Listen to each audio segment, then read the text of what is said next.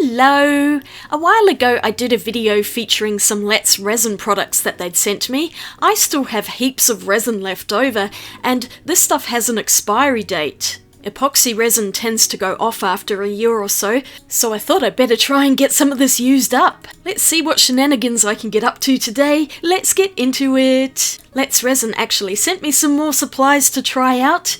I'm very grateful to them for that, and they have so many awesome molds on their website. I picked a few things which looked interesting, and they also sent me a box with a heat gun in it. I'll open everything up first and then we'll get resining. So first up is this resin kit with heat gun, and for some reason I'd only read heat gun and I was wondering why this had an expiry date on it. I'm thinking, but a heat gun doesn't expire.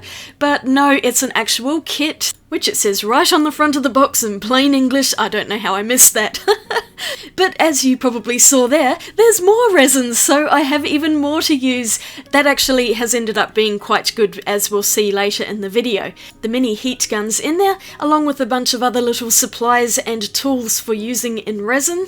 Loads of wooden popsicle sticks. These come in really handy for mixing the resin, so I can't have too many of those. Some disposable gloves, because you absolutely need to wear gloves when working with resin.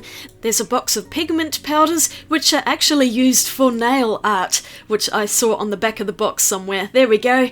I don't paint my nails anyway, so I'm definitely going to be using these for resin. I initially had no idea what to do with these, but I am going to use some later in the video. A bottle of Ocean White epoxy resin pigment for making seascape resin art. I did not use it in this video, actually I completely forgot it was there. Some little pipettes, and then some plastic cups down the bottom, along with these tiny ones, presumably for mixing in the pigment powder, and I completely forgot about these as well. You'll see what I ended up using. And this is the nozzle, I'm guessing for that white, which looks like it fits. Yes, I would say it goes with that. I've noticed with the kits that Let's Resin has sent me that there is so much stuff included in them, and they seem to be really good value for money, although resin in general is quite pricey. The mini heat gun. I'll come back to that in a moment. I was just pulling everything out of the box. There was a little business card, and also down the bottom is an instruction manual. And dare I say, I'm not very good at reading instruction books. I tend to just learn by doing, and that's probably why I'm not very good with resin. But in this video, I think I actually improved quite a lot, so I am getting better at it slowly. I think the most important thing to note about epoxy resin is it has to be measured out exactly. If you have more of one than the other, it will not set, and also you have to mix it up thoroughly, otherwise it won't set either. I had a big disaster where I lost an entire mold because the resin just would not set in it, and I was left with this sticky mess that was impossible to clean. I had to chuck the whole lot in the bin. That was horrible. But let's move on to the heat gun, because they did send this to me to show on camera, and I have come up with a big issue, and that is to do with the voltage of it. I'll just quickly pull it out of the box though so you can see it. It's a bright yellow colour, and it's a really great size. I do have another heat gun which is much larger than this, and this has an American plug, I'm pretty sure that is, so I couldn't even use it straight away because Australian plugs are completely different, and I had to find a travel adapter that would work. But the biggest problem is it says 110 to 220 volts. In Australia we have 240 volts. And for the most part, things that run on 220 volts are usually okay, but I did turn on the heat gun, and when I switched it off, there was so much smoke coming out of it. So in the interests of safety, I'm not going to use it in this video today, but I'll just let you know that this heat gun is aimed at people in Europe and the United States. If you're in Australia and New Zealand, buy a heat gun locally that runs at 240 volts. Maybe this one would have been okay, but I'm not setting my studio on fire for YouTube, I'm afraid. In case you're wondering, a heat gun is used to pop bubbles in resin. And if you're curious to know what an Aussie and Kiwi plug looks like, here we go. It needs those top two prongs on an angle with an optional third one. This is my industrial strength heat gun by Ozito. It's so good. It has a dial here which makes the air nice and cool but also incredibly hot, and that huge range of heat settings makes it very versatile. It is a bit bulky though in that box, so I would have liked a smaller one, but I'll just keep using this. But in the end I didn't use a heat gun at all because the bubbles came out of the resin on their own anyway. But let's move on and take a look at the molds that they sent me. There are some really fun ones in here. First up is a mold that is much larger than I was anticipating. For some reason I thought it was smaller than this. It is a dragon egg, and it's a little container, so it's got a lid on it, and I just thought this would be really fun to make, although it looks very difficult and I'm not sure if my skill level is up to this one, but I just knew I had to try it out. And in today's video I did make this dragon egg. Stick around to see how it came out. The silicone molds from Let's Resin are really good to use. They're nice and sturdy, and I've not had any issues with any of them except for the one where I got the resin stuck inside and couldn't get it out.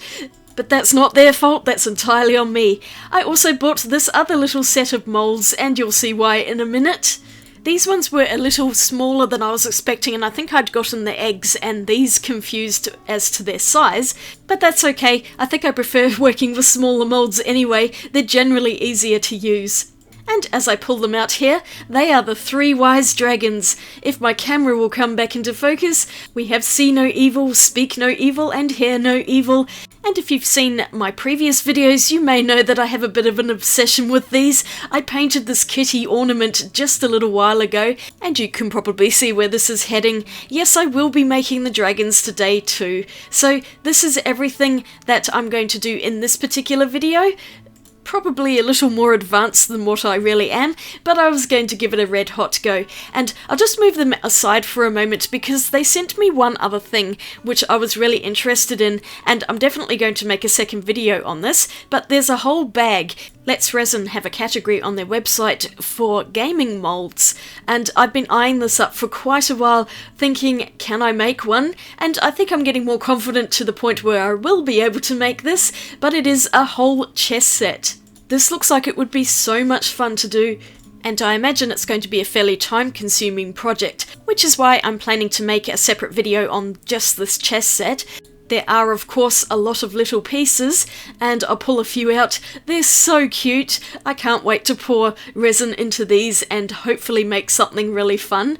There's lots of pawns, and then there are also things like the knight. That's my favourite piece. And there's also a large mould down there to make the entire board. I'll get there in a moment. It also came with these lovely little velvet bags which you can put the chess pieces in once you've made them, and I think that's such a lovely idea, just to keep them safe. There are some different coloured mica powders here in bags, but what I didn't notice until just now is it also has enough pieces to make some checkers if you just prefer to have a checkerboard instead of a chessboard. There's a variety of different colours in the mica powders, so I'll be using these, I guess, when I end up making this chess set. Not sure when that's happening exactly, but hopefully soon. Here's the board mould, and this, I think, once it comes out of the plastic, is never going back in there. But I'll pull it out so we can have a look, because I just wanted to see everything. I eventually got it out of the plastic. This looks like it's going to be pretty complicated, but I'll revisit these at another time. I've got plenty to do in today's video, so I'd better get on with it. I'm going to start with the dragon egg, and I'm going to revisit these chameleon flakes that Let's Resin had sent me, and I showed them in a previous video. I'll link that at the end of this one. They're so pretty, but I just made a mess of them and I didn't really know how to use them. I have actually learned something since then. I saw a video about how to use these flakes, and the best way is to use an eyeshadow applicator, so I bought a little packet at the pharmacy, and I'm going to try this technique out because the brush that came with it just wasn't working for me when it came to brushing out the flakes, and I was trying to decide which colours to use. I opted for greens and blues. So the problem with these flakes is that they stick to everything except what you want them to stick to. The silicone molds cause a lot of static and the flakes just fly everywhere. As you could probably see here, they're going on the outside of the mold as well. But what I found with the eyeshadow applicator, if you push them into the silicone, they spread out and make this an incredibly shiny surface. Last time I just chucked in the flakes as they were and I didn't do this step. They didn't look very good in the resin itself, but this time I'd seen a technique where you spread the flakes out to try and cover the entirety of the mold, and then when you pour the resin in, it will hopefully stick to that outside layer and come away with the set resin once it's dried so it doesn't stay in the mold. I wasn't sure if this was going to work, so we're going to find that out today because I was really curious, and I spent a lot of time covering the lid of this egg with a couple of the different colours just to see what kind of effect I could make. I made such a mess here. I'm working on a silicone mat as well because that's really great for catching resin, but the flakes, as soon as they landed on it, would not come off, and I had to wash this thoroughly afterwards, and some of the flakes seem to be embedded in it. But this is what I ended up with. It's super shiny, there's some pink coming through as well, and I'm really hoping this is going to work out. I also did this little diamond shaped mold because I had a bit left over and I thought this would be fun to make. That's kind of my experimental piece there. What a mess I've made already. I'm already 10 minutes into this video and finally I'm going to do some resin pouring, but firstly I need to get some little gloves on. Resin is incredibly sticky, and once it gets on your skin it just doesn't come off very easily, so try not to get it on yourself. For some reason I like to pour in epoxy B first and then A. The A part of epoxy is much thicker, at least in these bottles, so I find it easier to pour the thinner fluid in first and then make up the rest with the thick fluid. I seem to get a much more accurate pour this way because they both need to be exactly the same in order for the epoxy to mix properly and set. I'm adding in some black resin dye here, which also came from Let's Resin, and I got that in the previous video. I decided it would probably be better if the resin is darker, in case I've missed any areas and it shows through, but this should also make the shiny part of the egg really stand out. I don't know how much dye to put in, I was guessing here. I didn't want to pour too much in case it messed with the epoxy, but I stirred it up thoroughly. This is sped up, but it was a few minutes of just constant mixing to really make sure it was thoroughly combined, and now I'm pouring it all into the mold. The mold was bigger than the amount of epoxy I had, of course, so I scraped out as much as I could, and I had to mix up another batch. To save a bit of time, I just made this one clear and poured it in because it will mix in with the other resin well enough, and I topped that right up to the edge of the mold, taking great care not to spill it over the edge, and the rest of it I poured into this diamond-shaped one because I was interested to see what it would look like just having clear resin behind the chameleon flakes as opposed to the much darker resin that I'd mixed up.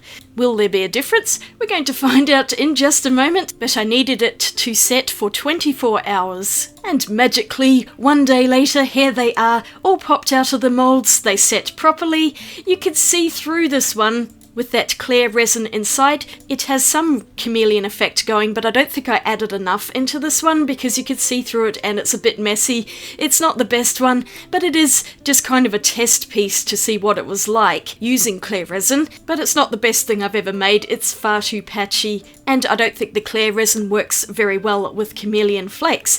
But let's see what the black resin looks like inside the lid of the dragon egg. So you can see the resin is much darker. It's still a little bit see-through, but wow, this looks amazing. I had used a thicker layer of the chameleon flakes as well, and it just stands out so beautifully against the black. I was really astounded at how well this turned out, and none of it is flaking off onto my fingers. It's like the chameleon flakes have been absorbed into the resin, so there is a coating of resin on the outside. It's really magical, and I just think it looks fantastic. I'm so happy about this. This gave me the confidence to finish the other part of the egg, which I'm going to do next. It wasn't looking good to start with. This side was so much harder to do, and I'm such a fool. I should have turned this thing inside out before trying to spread those chameleon flakes across it. I didn't think of that until bedtime that night, just before I was going to sleep. Which of course is quite often when I get my best ideas. The problem here is the chameleon flakes were just staticking to the outside of the egg, and I could not get them on the inside. It was just a total struggle. And you can see there's more on my silicone mat than there is on the actual mold itself. I was trying so hard to get it in there, and it would work for a little while, but then the static would pick up again and it would just make the flakes fly uncontrollably everywhere. So for this one, I ended up deciding just to do some of the mold with the chameleon flakes, covering the base of the bowl here. And then for the rest of it, I decided to throw other things in there, like a whole bunch of glitter that I have in my stash and other shiny objects. I was thinking this was going to be a complete disaster, and I'm fully aware that I was going to have to show the base of the egg on my video, so yes, I was praying that I would get something half decent out of this. There is even a video tutorial on their website showing them popping the mold inside out so that they can spread the chameleon flakes across it. I'm so embarrassed I didn't see that. But I guess I'm one of these people that learns by doing rather than following instructions necessarily. I would have saved myself so much trouble if I'd just looked at that. But never mind, I'm just going to make it up, and you can see me chucking in some glitter here, which was sticking nicely to the inside of the mould there. I've got blue and green to match the chameleon flakes that I'd put in there. I've also got some gold and silvery coloured bits as well, but I have to say that right now it looks like a chaotic mess. But you have to stick around to see how this one's turning out. It may surprise you. I mixed up 2 batches of resin here and dyed one green and the other blue. I just thought I would combine these two together, hoping to get layers, but I think in the end these 2 colours just ended up combining together to make one bluey green colour. But that's okay, it's really just a base colour. But because I hadn't managed to cover all of the egg in that chameleon flake, I thought the black would look funny behind it, whereas if I used matching colours of blue and green, it might mix in better with the mess that I'd made up against the mould. If that makes sense. I just alternated colours pouring them in, and of course I still didn't have quite enough. This egg mould takes quite a lot of resin, a little bit over 200 mils. I think about 230 mils in total. So once I'd finished pouring out as much as I could from both of these pots, I did mix up a bit more blue. And of course I made more than would fit into the rest of the mould, so I thought I'd test out one of the chess pieces, the knight, and I've poured some of the resin into that. I need to practice before doing that video, and the rest of it I added in some glitter, and I'm going to pour it into this rose mould, just so that I don't waste any of this epoxy resin. It's expensive stuff, and I have loads of moulds to fill up anyway. Resin pouring is a very messy and time-consuming process, as you're probably guessing from watching me doing this. Before I did anything else, I needed to clean this up so desperately. So once I'd cleaned up my workstation and put down a fresh silicone mat, it comes in a pack of 3, I was ready to make the dragons. And I thought I would use these pigment powders that came in the box that I received this time around. And because I'm a creature of habit, I decided to use the same 3 colours that I did for the cats, so I'm going to use yellow, cyan and magenta to make the same characters in dragon form. Fortunately, this set had all 3 colours that I wanted, so I'm really happy about that. So here I am repeating all of the same steps, pouring in resin B first and resin A on top, 50 mils of each. Carefully eyeing the measuring lines on the side of the cup so that I had exactly the right amount, or as close as I could possibly get. I definitely did a lot better in this video when it came to mixing the resin. All of the resin I made today turned out perfectly, and everything set properly with no sticky parts or areas that just would not set. I'm very happy I've learned my lesson on that. The key is to stir it thoroughly and then stir it some more just to be sure. So I took a guess here. I put the pigment powders directly into the resin, hoping that this would actually mix into the resin. I was just guessing here, really hoping I wasn't going to make a mess of this, and I think I actually did this right because it did what I was hoping it would, which is stir thoroughly into the resin and dye it all a lovely magenta colour. I wasn't sure how much to put in, so I added a bit at a time. I think it's better just to add a small amount and then add more later. It's a lot harder if you add too much to take it out. The resin does seem to require a fairly generous amount of the pigment powders and the dyes as well. The more you add, the more intense the colour becomes, and I don't know if you could see it, but there's a bit of a pearlescent sheen in here, and it was showing quite well once I'd added more of the pigment powder.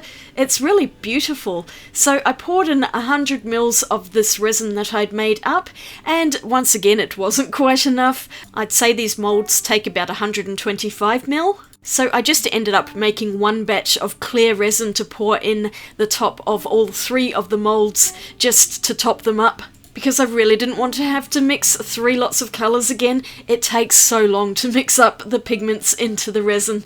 And one other thing I forgot to do on this one is make sure that there were no air bubbles in the base of the mould, because this is quite a complicated one.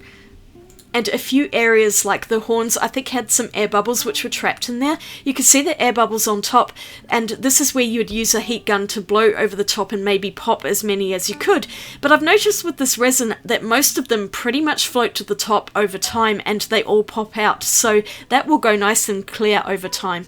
I mixed up the other two containers with exactly the same methods. I've got this lovely shiny cyan here and that beautiful yellow one. The yellow I didn't think was going to work out, but I think that's one of the prettiest of the three of them. This time I remembered to pour a bit of resin in at a time and then bang the mold against my table just to try and get out any air bubbles that were hiding down the bottom.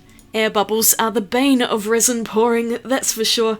The other reason I'm hesitant to use a heat gun is because I would think that the heat would react with the epoxy resin, and resin is already really toxic, so I don't want to be creating more fumes than necessary. I forgot to mention it earlier, but during this whole pouring process I was wearing a P2 mask as well. You need to cover your face because this stuff is really toxic, you don't want to be breathing it in. But here they all are, sitting for 24 hours before I can pop them out, and there's nothing more I can do but pray to the resin gods that they're going to work. And just like magic, after a full day, that resin has set hard, so it is no longer toxic and you don't need to wear a mask or gloves anymore. And now the moment of truth, popping them out of their molds, which is easier said than done. Starting off with the knight, I'm really glad I did a practice piece because I completely forgot to squeeze the mold and make sure there were no air bubbles, so this one's actually not going to turn out that great. But I'm hoping this means that when I actually do all of the chest pieces that I'll remember this, and I will actually get something a lot better next time. This one came out relatively easy, but you can see it is a bit of a struggle. You've got to try and pull the mold inside out and not snap pieces off in the meantime.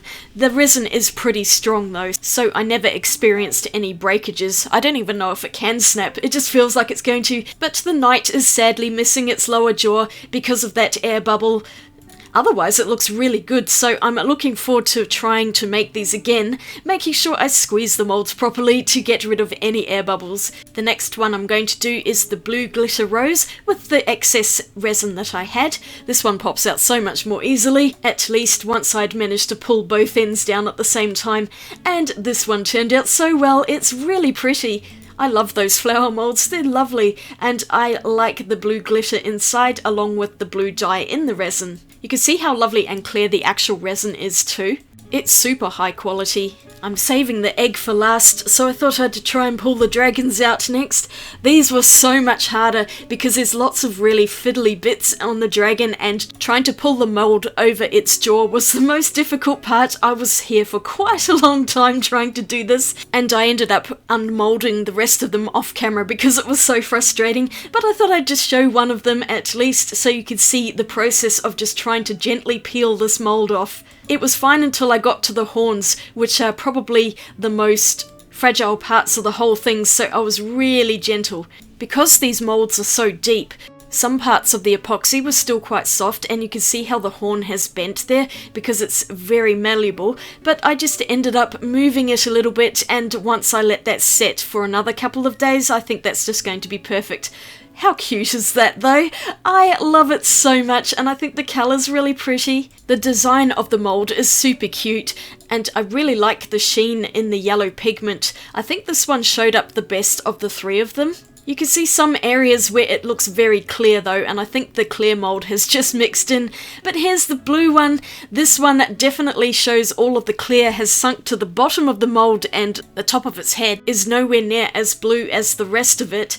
But otherwise it turned out beautifully, and I think it's really cute. I even managed to get resin in all of the toes, so there are no parts that are missing, and I'll get the magenta one as well for you to see. I'll just bring that over here. This one I think is the brightest of all of them. I probably used the most powder in this. It's so pretty, it's got a sheen as well.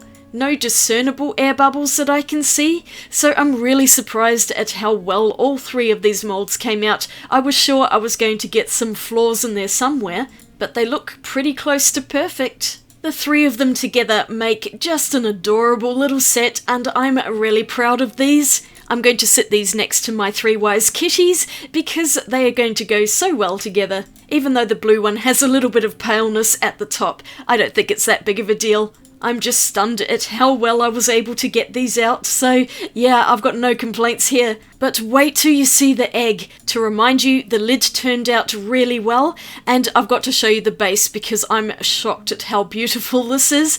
Wow, the colours in it, it looks stunning. There's glitter and chameleon flakes, and I just love how this has turned out so much. I'm incredibly proud of this piece. I think it is the best thing I've ever made in resin. And going for blue and green dyed resin was the best idea. I think the black just wouldn't have worked with this, but it just looks so beautiful, and I'm definitely going to be displaying this in my studio once I have finished sorting it out. The lid actually fits on top. I'm just astounded with how good this is. I took some photos of the dragons and the egg. I'm very happy with my creations. I'd love to hear in the comments which is your favourite that I made today. It's definitely the egg for me. Here are all of the pieces together, some better than others, but mostly they're all good. And I'm happy to be improving in my resin journey. Thank you so much for watching. I hope you enjoyed this video. I'd love a thumbs up if you did. Don't forget to subscribe for more videos. And here's the previous Let's Resin video I made up here with another one over this side. Thank you to Let's Resin for sending me so many awesome supplies. I'll have to make that chest set soon. Have a great day out there, and I'll swatch you later. Bye!